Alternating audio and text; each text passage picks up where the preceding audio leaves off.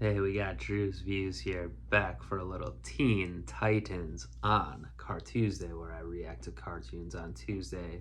Today it's season 3, episode also 3. It is called Betrothed. I don't know, it's one of the Titans getting betrothed, getting married, engaged. It seems unlikely. I don't know, wouldn't know where that would be coming from, but yeah. It's possible it could be some villain storyline, but yeah, I really have no guess as to what this could be. Last time we had X, the return of Red X, not Robin this time, of course, not there was no Robin hologram with him running around, but we did find out when he was the original Red X, he used something called Xenothium. It might as well be called made upium, but powered the X suit, which someone has stolen and is using, and then they needed more of the Xenothium. And yeah, everyone, especially Cyborg, was mad at Robin for putting everyone in danger, or whatever it was with using that material. But that was when Robin was deep into his trying to get info on Slade thing, which backfired.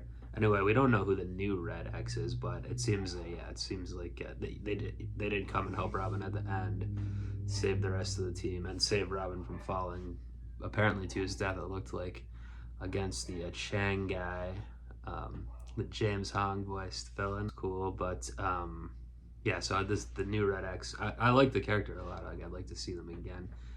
In the future, we probably will, I would think. But anyway, yeah, back to this episode. And, in the first episode of the season, we had Brother Blood, another new villain that it seems like is going to be a big factor. So I don't know if we'll be getting back with something to do with that. Probably not yet. We haven't had any comedy episodes yet this season with the Japanese theme song. Maybe that'll be the case here, especially if it's betrothed and something about a Titan getting married or something. That would be maybe a comedy one. We'll see. But yeah, I'm not sure. The only thing to do is go ahead and get on into it. Let's give it a watch.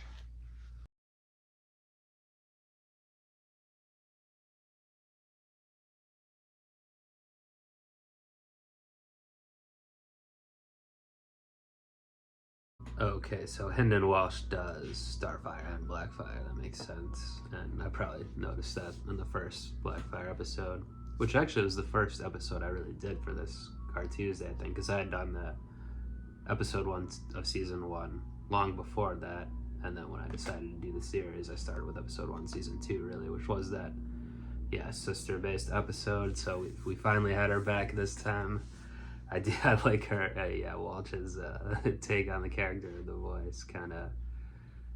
It almost sounds like a Chelsea Peretti character or something. But yeah, she's kind of a Loki type figure, I would say, like the Marvel character. And with a plot here, I was confused on the politics, but because if she was the new. Well, she was supposed to be in jail, like Starfire. I thought she was from that original season 1 episode. Obviously broke out or whatever, and took over her home planet there, Tamarin. So took over that. And by the way, I liked the whole vibe of Tamarin, and the setting, scenery was cool. Get a change of pace, and like especially the outer tower and the planets, moons, or whatever, and all that stuff.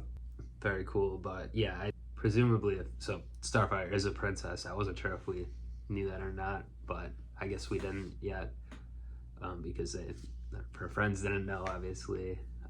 But if so, Blackfire took over, who was in charge. I would think it would be like a mother or father, but that I guess the writers just didn't want to go into that complication. But also, Star left her nanny or whatever, the guy raised her at the end in charge, which I figured she would do, but then they were calling him emperor and stuff too. So is it not a feudal lineage type of situation? I don't know. I mean, he did look like her. That's why I thought it was her father, obviously, at first.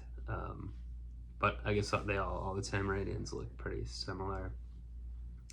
And so yeah, some good, fish out of water stuff for the rest of the gang, watching them eat and do all the different stuff. But yeah, mostly about the Robin Starfire situation, so he was jealous, like they said, and because he likes her, obviously, and on top of it, knew something was up. It was sketchy from the start.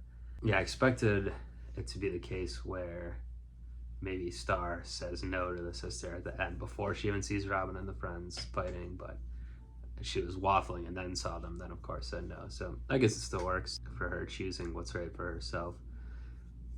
But yeah, it's a classic storyline. If you are the princess, if you do have this responsibility, you do have to go along with the betrothal you might not otherwise like, although clearly this was set up, the sister's bad news from the start, setting her up with this disgusting like elephant trunk phlegm guy.